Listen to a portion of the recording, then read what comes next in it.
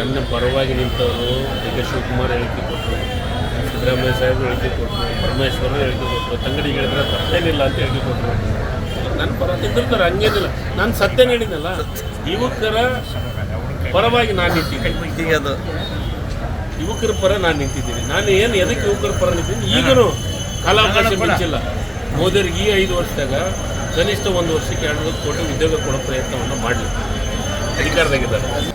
Sir ನಾನು ಮೊದಲೇ ನಿಮಗಿತ್ತು sir, ಅದು ಮೊದಲಿಗೆ ನನಗಿತ್ತು.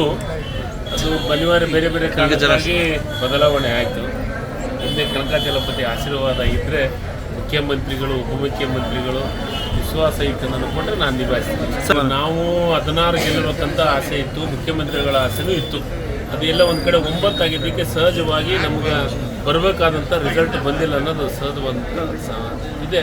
ಎಲ್ಲರೂ ಪ್ರಯತ್ನ ಮಾಡಿದ್ರೆ ಅಂಥವೆಲ್ಲ ನಿರ್ಧಾರಗಳು ಹೈಕಮಾಂಡ್ ತಗೊಂಡ್ರೆ. ಮತ್ತು ಕೊಪ್ಪಳ ಮತ್ತು ಹನುಮನಾಡ್ನಾಗ ನಾನು BJP ಮಿತ್ರರಿಗೆ ನಿಮ್ಮ ಮಾಧ್ಯಮದ ಮುಖಾಂತರ ಭಾಳ ಸ್ಪಷ್ಟವಾಗಿ ಹೇಳಲಿಕ್ಕೆ ಇಷ್ಟಪಡ್ತೀನಿ, ರಾಮ ಮತ್ತು ಆಂಜನೇಯ.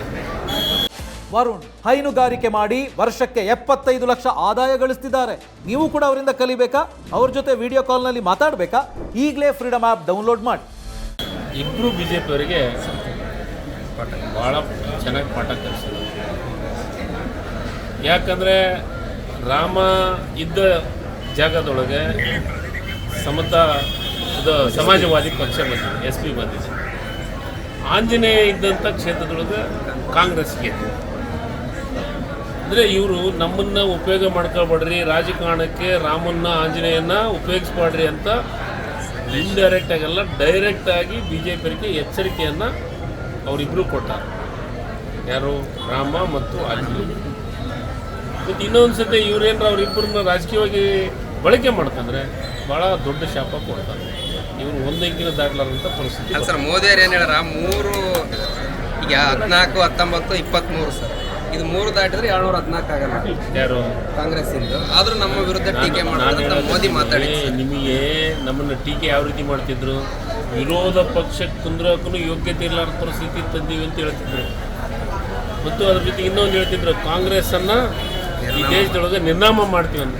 ಕಾಂಗ್ರೆಸ್ಸನ್ನು ನಿರ್ನಾಮ ಮಾಡೋಕ್ಕೆ ಇವ್ರು ಯಾರ ಕಡೆಯೂ ಸಾಧ್ಯ ಇಲ್ಲ. ಅದು ಸ್ವತಂತ್ರ ಹೋರಾಟ ಮಾಡಿ ಈ ದೇಶದೊಳಗಿದ್ದಂಥ ಬ್ರಿಟಿಷರನ್ನೇ ಒದ್ದು ಓಡಿಸಿದಂಥ ಪಕ್ಷ ಇದು ಕಾಂಗ್ರೆಸ್. ಹೀಗಾಗಿ ಇದಕ್ಕೆ ಇತಿಹಾಸ ಇದೆ, ಕಾಂಗ್ರೆಸ್ಸಿಗೆ ಇತಿಹಾಸ ಇದೆ. ಹೀಗಾಗಿ ಯಾವುದೇ ಕಾರಣಕ್ಕೂ ಅಂತ ಅವ್ರು ಹೇಳಿದ್ದಕ್ಕೆ ನಾನು ಹೇಳಿದ್ದು. ಇವತ್ತು ಗಟ್ಟಿಯಾದ ವಿರೋಧ ಪಕ್ಷದ ನಾಯಕ ಸನ್ಮಾನ್ಯ ರಾಹುಲ್ ಗಾಂಧಿಯವರು ಆಗಿದ್ದಾರೆ. ಇವತ್ತು ಈ ದಿವಸ ಏನು ಟೀಕೆಗಳನ್ನು ಲೋಕಸಭಾದೊಳಗೆ ಏನಾದರೂ ಡಿಸಿಷನ್ ತೊಗೊಂಡ್ರೆ ಅಷ್ಟು ಸ್ಥಳ ತೊಗೊಳಕ್ಕಾಗಲ್ಲ. ಯಾಕಂದರೆ ಪ್ರಬಲವಾದ ವಿರೋಧ ಪಕ್ಷ ಆಗಿದೆ. ಮತ್ತು ಅದು ವಿರೋಧ ಪಕ್ಷದ ನಾಯಕರು ರಾಹುಲ್ ಗಾಂಧಿ. ಈಗ ರಾಹುಲ್ ಗಾಂಧಿ ಅವಾಗ ಕನಸ್ನಾಗ ಬರ್ತಾರೆ. ಯಾರಿಗೆ? ಮೋದಿಯವರಿಗೆ, ಅಮಿತ್ ಶಾಗೆ, ಇವರಿಗೆಲ್ಲ BJPಯವರಿಗೆ ಕನಸ್ನಾಗ ಬರಕತ್ತಾರೆ. ಯಾಕಂದರೆ ಅವ್ರಿಗೆ ಹೇಳ್ತಿದ್ರು ಪಪ್ಪು ಅಪ್ಪು ಅಂತಂದು.